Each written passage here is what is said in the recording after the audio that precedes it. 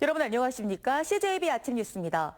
도내 한 경찰서장이 직원들에게 폭언과 고송을 지르는 등 상습적으로 갑질을 했다는 의혹에 대해 경찰청이 감찰에 착수했습니다. 이에 대해 서장은 업무 조언을 해준 것뿐이라며 관련 의혹을 전면 부인했습니다. 김세희 기자입니다.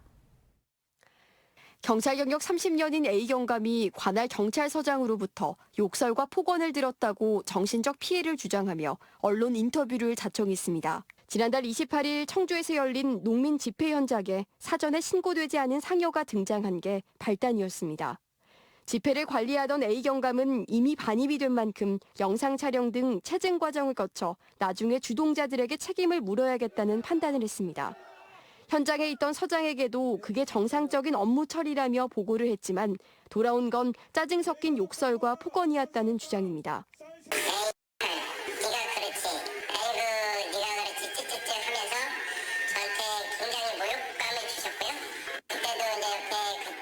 직원들이 있었기 때문에 굉장히 모멸감을 느꼈고 치욕스러웠었죠.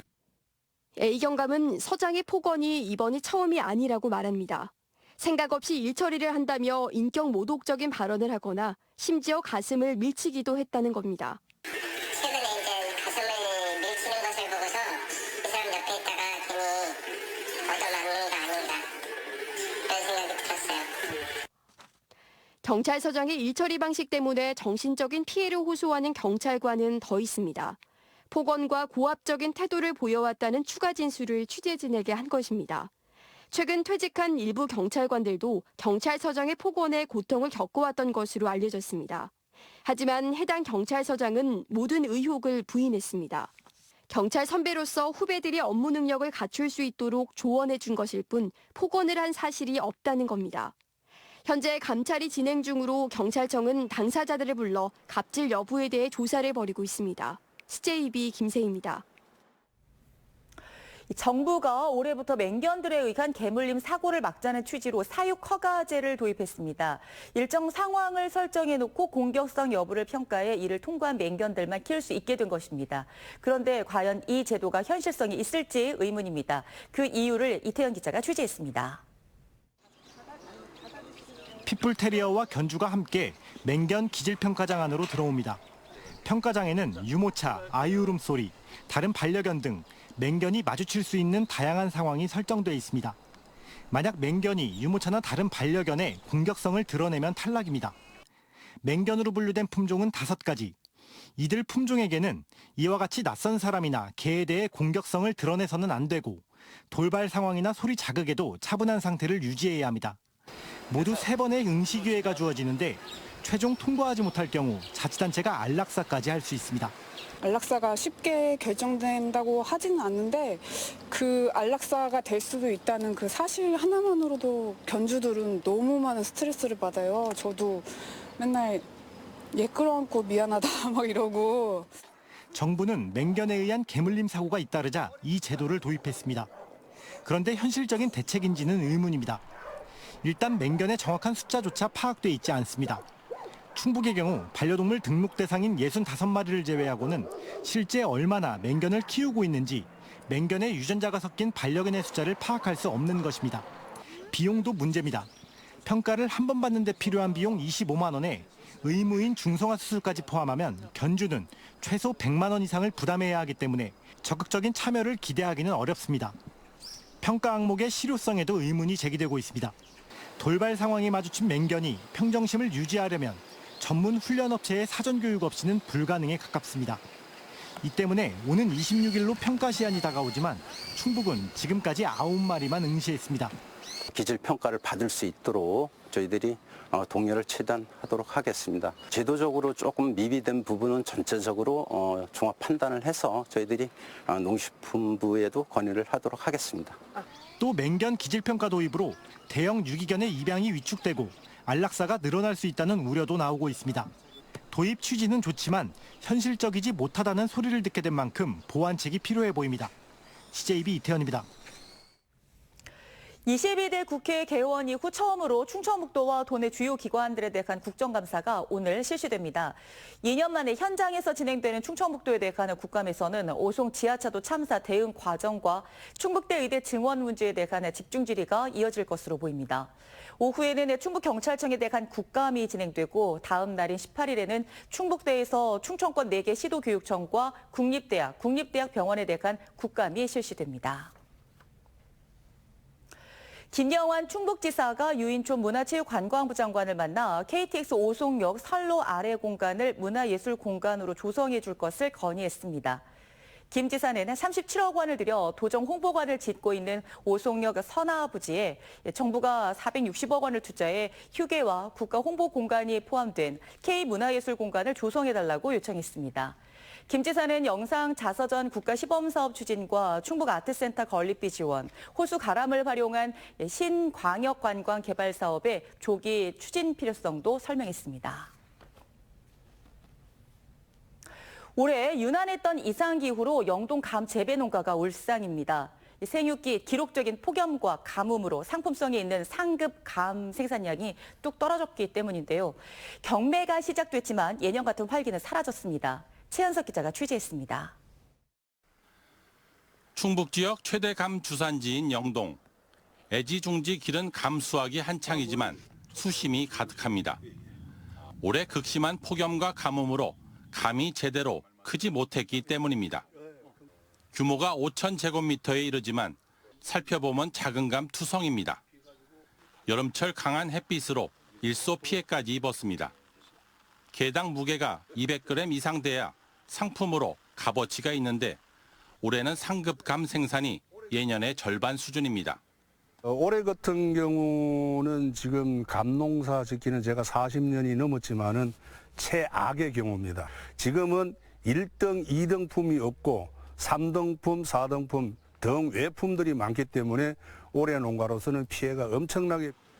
감 작황이 이렇다 보니 올해 첫 감 경매가 시작됐지만 가격이 신통치 않습니다. 제법 크고 빛깔이 좋은 감 생산이 저조에 섭니다.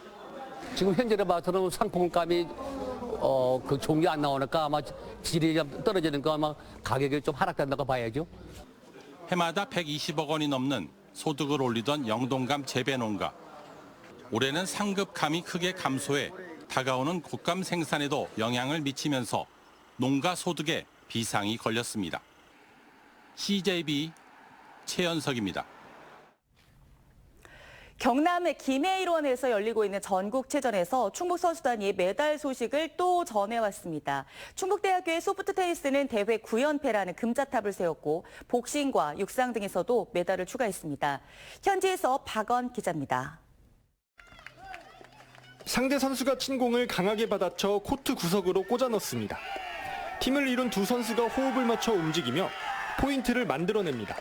충북대학교 소프트테니스 선수들은 단체전 결승에서 강원대학교를 만나 첫 세트를 내줬지만 내리 두 세트를 따내며 우승을 차지했습니다.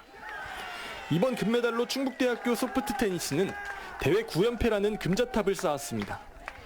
이번 여름 진짜 너무 더웠는데 저희 선수들이랑 감독님이랑 같이 힘들게 훈련해서 좋은 보상을 받는 것 같아서 뿌듯합니다. 링 안에서 치열한 대결이 펼쳐집니다. 복싱 결승 무대에 오른 충북 선수 3명은 포기하지 않는 투지를 보여줬지만 아쉽게 패하며 은메달 3개를 추가했습니다. 우승하고 싶은데 조금 안타까운 마음도 있고 내년에 더 준비 열심히 해가지고 꼭 금메달 따도록 하겠습니다. 육상 높이뛰기에서는 동메달이 나왔습니다. 한국 최대 4학년 오수정은 170cm는 1차 시기에 성공했지만 173cm의 문턱을 넘지 못해 3위에 올랐습니다. 충북은 현재까지 금메달 49개를 비롯해 모두 175개의 메달을 획득했는데 목표인 7위 달성은 폐막일 남은 경기 성적에 따라 달라질 것으로 보입니다. 끝날 때까지 끝난 게 아니다. 지금 현재 내일 마지막까지 최선을 다해서 좋은 성적을 거두도록 목표했던 성적을 거두도록. 충북 선수단은 그동안 흘렸던 땀방울이 헛되지 않게 끝까지 최선을 다하겠다는 각오로 폐막까지 열전을 펼칠 예정입니다. 경남 김해에서 CJB 박원입니다. 충북의 9월 고용률이 소폭 감소했습니다. 충청지방통계청에 따르면 지난달 충북 지역 고용률은 66.2%로 지난해 같은 기간보다 0.2%포인트 하락했는데 이는 지난 1999년 관련 통계 작성 이래 최고점을 찍었던 6월 고용률보다는 1.4%포인트 내린 수치입니다. 취업자는 경제활동 인구 증가에 따라 4,000명 증가한 95만 6천 명을 기록했습니다. 한편 임금 근로자는 3,000명 증가한 68만 1,000명, 비임금 근로자는 1,000명이 증가한 27만 6천 명입니다. 충북의 이른바 투잡 공무원이 크게 증가한 것으로 나타났습니다. 기본소득당의 용해인 의원실에 따르면 충북 지역 지방공무원 겸직 건수는 지난 2022년 6월 82건에서 지난해 118건으로 44%가 늘었습니다. 이 가운데 비영리 겸직이 15% 증가한 것에 비해 대학 겸임 교수나 강사, 기관단체 협의체 임원 등의 영리 겸직은 36건에서 65건으로 80%가 증가했습니다. 지방 공무원 복무 규정은 겸업 활동을 업무 시간 외로 한정하고 활동 시간도 엄격히 규제하고 있습니다. 전 후반기 의장 선출을 놓고 반목을 거듭해온 9대 충주시 의회 의원들이 서로에 대한 징계를 요구하며 불화를 이어가고 있습니다. 충주시 의회는 어제 열린 임시회에서 고민서 의원과 박혜수 의원 등 2명에 대한 징계 요구건을 윤리특별위원회에 회부했습니다. 앞서 무소속 2명과 더불어민주당 소속 7명 등 총 9명의 의원들은 지난 14일 국민의힘 고민서 의원이 악성 허위 사실을 유포했다며 징계 요구서를 제출했습니다. 같은 날 고 의원 등 국힘 의원 5명도 박 의원이 의원 품위 유지 강령을 위반했다면서 징계 요구서를 냈습니다. 충주의 대표 관광지인 비내섬의 관리권이 환경부로 이관되면서 방치되고 있다는 지적이 나왔습니다. 홍성억 충주시 의원은 어제 열린 충주시의회 임시회에서 비내섬의 갈대숲이 환삼덩굴과 각종 쓰레기로 흉물스럽게 방치되고 있다고 밝혔습니다. 비내섬은 지난 2021년 내륙 습지 보호구역으로 지정되면서 관리 주체가 충주시에서 원주지방환경청으로 바뀌었습니다. 홍 의원은 원주지방환경청이 관리 권한만 내세울 뿐 비내섬을 방치하고 있다며 비내섬의 습지 지정을 해제해 줄 것을 촉구했습니다. CJB 아침 종합 뉴스를 마칩니다. 고맙습니다.